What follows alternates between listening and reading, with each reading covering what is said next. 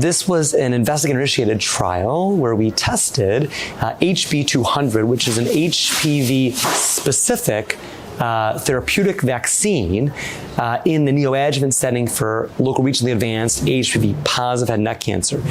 We gave neoadjuvant HB200 with chemo, followed by response stratified de-escalation. So deeper responders got de-escalated radiation or minimally invasive surgery alone. What we found was that the percentage of patients with a deep response, defined as over 50% tumor shrinkage, was 88% of patients, which was greater than the historical control of chemotherapy alone that we saw in our prior Optima trial, where it was around 70% of patients that achieved that. We also looked at circulating tumor HPV-DNA dynamics. We identified the fact that patients who had detectable HPV-DNA following treatment with an NGS-based assay had worse progression-free survival.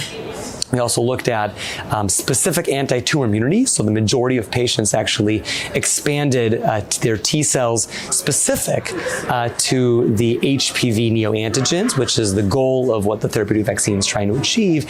And then finally, we started to look at some spatial transcriptomic data. And we found that patients that had more organized, more mature tertiary lymphoid structures, particularly in the periphery of the tumor, seem to enrich for deeper response on the clinical trial.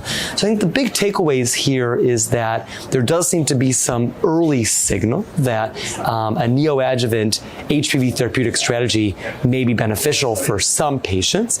It does seem that either in combination with chemo or with PD-1 inhibitors that there is a signal of efficacy for this strategy, but it needs to be continued to be investigated with better drugs that can do this, and with the current drugs to try to further develop these in larger trials and randomized trials to demonstrate a benefit for these patients.